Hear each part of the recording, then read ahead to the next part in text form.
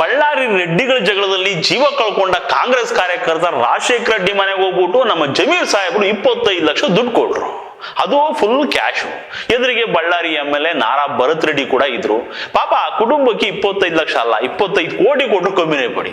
ಎಷ್ಟು ಕೊಟ್ರು ಓದ್ ಜೀವಕ್ಕೆ ಬೆಲೆ ಕೊಟ್ಟಕ್ಕಾಗುತ್ತಾ? ಮಗನನ್ನ ಕಳ್ಕೊಂಡ ತಾಯಿ ನೋವನ್ನ ನೀಗ್ಸೋಕಾಗುತ್ತಾ? ಆದ್ರೂ ಎದೆ ಎತ್ತರ ಬೆಳೆದ ಮಗನನ್ನ ಕಳ್ಕೊಂಡ ಕುಟುಂಬಕ್ಕೆ ಆ ದುಡ್ಡು ಒಂದು ಆಧಾರ ಆಗುತ್ತೆ ಅನ್ನೋದಷ್ಟೇ ಸಮಾಧಾನ. ಆದ್ರೆ ನಂಗನ್ಸಿದ್ದೇನಪ್ಪ ಅಂತಂದ್ರೆ ಇವಾಗ ಕೊಟ್ರಲ್ಲ ಈ 25 ಲಕ್ಷ ಕ್ಯಾಶು, ಅಷ್ಟೊಂದು ಕ್ಯಾಶ್ ಹಿಂಗೆ ತರಬಹುದಾ, ಹಿಂಗೆ ಕೊಡ್ಬಹುದಾ? ಅದನ್ನ ಯಾವ ಲೆಕ್ಕದಲ್ಲಿ ತೋರಿಸ್ತಾರೆ ಇವರು? ಅದೆಲ್ಲ ಬ್ಲಾಕ್ ಆಗಲ್ವಾ? ಕೊಟ್ಟೋರನ್ನು ಬಿಡಿ, ಪಾಪ ತಗೊಂಡಿರ್ಗೋ ಆ ಬ್ಲಾಕ್ ಮನಿನೇ ಆಗ್ಬಿಡುತ್ತಲ್ವಾ ಅದು. ಅದನ್ನ ಸುಮ್ನೆ ಆ ಕುಟುಂಬ ಖರ್ಚು ಮಾಡ್ಬೋದೇನೋ ಅಷ್ಟೇ, ಸೇವ್ ಮಾಡಕ್ಕಾಗಲ್ಲ. ಬ್ಯಾಂಕ್ ಅಲ್ಲಿ ಇಡೋದಕ್ಕೆ ಹೋದ್ರೆ ಪ್ರೂಫ್ ಕೇಳ್ತಾರೆ, ಇದೆಲ್ಲಿಂದ ಬಂತು ಅಂತ. ಇದು ಸರ್ಕಾರದಿಂದ ಕೊಟ್ಟಿರೋದಲ್ಲ, ಕಾಂಗ್ರೆಸ್ ನಾಯಕರು ವೈಯಕ್ತಿಕ ಕೊಟ್ಟರೋ ದುಡ್ಡಿದು. ಏನೋ ಬಿಡಿ, ಆ ಕುಟುಂಬಕ್ಕೆ ಒಂದು ಹೆಲ್ಪ್ ಆದ್ರೆ ಸಾಕು.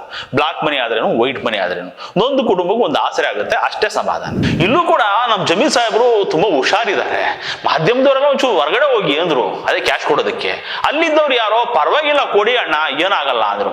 ಸರಿ ಬಿಡಿ ಅಂತ ಎಲ್ಲರೆದುರಿಗೆ ಅಷ್ಟು ಕ್ಯಾಶ್ನ ಆ ತಾಯಿ ಕೈ ಕೊಟ್ಬಿಟ್ಟು ಏನೂ ಭಯ ಬೀಳ್ಬೇಡಿ ನಾನಿದ್ದೀನಿ ಭರತಣ್ಣ ಅದನ ಅಂದ್ರು.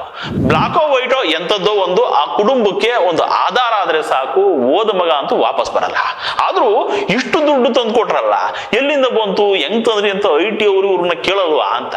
2 ಲಕ್ಷದ ಮೇಲೆ ಕ್ಯಾಶ್ ಇಟ್ಕೊಳ್ಳೋದಕ್ಕೆ ಹೋಗ್ಬಿಡಿ ಅಂತಾರೆ. ಈ ರೂಲ್ಸ್ ಗಳೆಲ್ಲ ಪ್ರಜೆಗಳಿಗೆ ಮಾತ್ರ ಅನ್ಸುತ್ತೆ, ರಾಜಕಾರಣಿಗಳಿಗೆ ಅನ್ವಯಿಸಲ್ವೋ ಏನೋ. ಆಮೇಲೆ ಇನ್ನೊಂದು ವಿಷಯ ಏನಪ್ಪಾ ಅಂತಂದ್ರೆ, ಈ ರಾಜಶೇಖರ ರೆಡ್ಡಿ ಬಿದ್ದಿರೋ ಗುಂಡು ಆರಿಸಿದ್ದು ಭರತ್ ರೆಡ್ಡಿ ಕಡೆ ಗನ್ ಮ್ಯಾನ್ ಅಂತೆ. ಅದೇ ಭರತ್ ರೆಡ್ಡಿ ಆಪ್ತ ಸತೀಶ್ ರೆಡ್ಡಿ ಇದ್ರಲ್ಲ, ಅವರು ಪ್ರೈವೇಟ್ ಗನ್ ಮ್ಯಾನ್ ಆರಿಸಿರೋ ಗುಂಡಿಂದನೇ ಈ ರಾಜಶೇಖರ ರೆಡ್ಡಿ ಪ್ರಾಣ ಹೋಗಿರೋದಂತೆ. ಈ ಪಂಜಾಬಿ ಗನ್ ಮ್ಯಾನ್ಗಳು ಇದ್ರಲ್ಲ, ಅವ್ರುಗಳನ್ನ ಅರೆಸ್ಟ್ ಮಾಡಿದ್ದಾರೆ ಇವಾಗ. ಈ ಆಪಾಪಕ್ಕೆ ಈ ದುಡ್ಡು ಪ್ರಾಯಶ್ಚಿತ್ತ ಆಗುತ್ತೋ ಏನೋ.